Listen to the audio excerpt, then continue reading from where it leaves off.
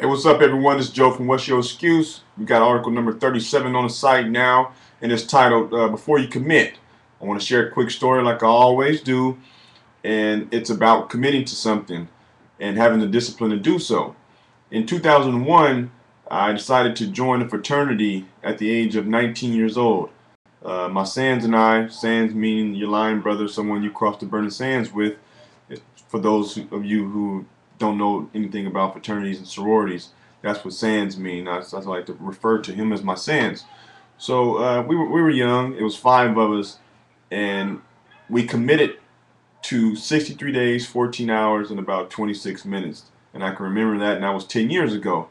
And one of the reasons why we committed is because we had a brotherhood type organization going on. So what it was is that we all came together as one, unity basically, and we got through the process in 9 weeks as one. We practiced, we studied, we did all the things we went through, difficult times as one. And one of the main reasons why we did that is because we had, let's say, I would call him a coach, and it was our dean basically. And when someone is on you and they're disciplining you to do something, you get it done a lot faster. And what I tried to do after that, after I was done, with the fraternity, once I got in, I tried to take that same discipline and, you know, turn it towards education. So I figured if I can learn all these poems and all these different types of scripts within 9 weeks and know them by heart and stuff like that, well, I should be able to learn math, science, and things like that. And it wasn't the case. And over the years, I found out the reason why. If you try to do something, let's say, it's going and you're trying to work out, you're trying to get back into shape, and you go in the gym by yourself and it's with no coach or anything like that, you tend to ease up. You're not disciplined enough. Not many people are. But when you get that coach, someone is on you, pressuring you to do more, get that extra rep in and things like that, you tend to do it. Why is that? You really want to commit to the majority of things that you want to do, but you have to have that person in your ear telling you to continue to do it, to keep going, to don't give up, and things like that. So one of the reason why I shared the story of the fraternity things because there was plenty of times when I wanted to quit, and there was plenty of times that my fraternity brothers wanted to quit, but we got through it with the help and the love of each other. And that's what formed a unity that we still have today, a bond basically. And without that bond, we wouldn't have got through, the 9 weeks that we went through. And now when I go to the gym and things like that, I don't. Right now in the gym, I don't have a personal coach, something like that. I just get in, I do what I do, and I get out. But I also lack in certain areas, and I'm not as disciplined as I want to be, but I'm working on it. And to share another quick story, it's just like with my job in 2007 when I got this job I'm at now.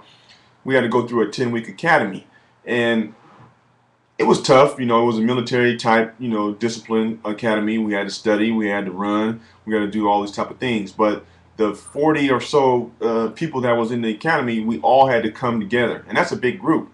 But in order for us to get through this academy and get on with the job, we had to come together as a unit, basically, to commit to what we were doing. And the bigger goal was, having a job in a down economy, and we got that. And one of the easiest ways is I learned, one of the best ways that I learned is pretty much through other people. We make mistakes and we learn from them and we correct them and we go from there.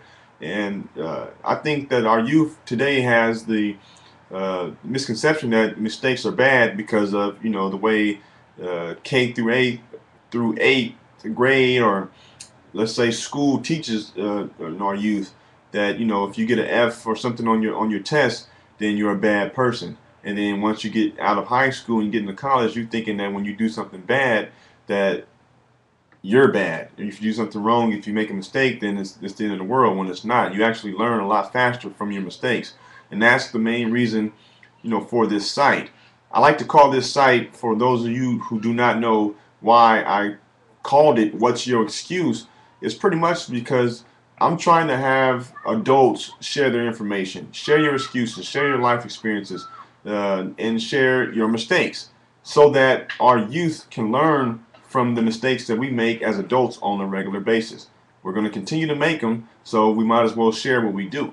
And I think the more people who share these mistakes, these excuses that they have on a daily basis, then the better it can actually help our youth. And they won't hopefully be able to make the same mistakes that we went through and go through, the type of economy that we went through from, let's say, 2003 to 2008, basically when the whole real estate bubble went through. So go ahead and check out article number 37. It's on the site. Within the next couple of weeks, I'll be doing a lot more videos. I got another NFL athlete that I'll probably post tomorrow.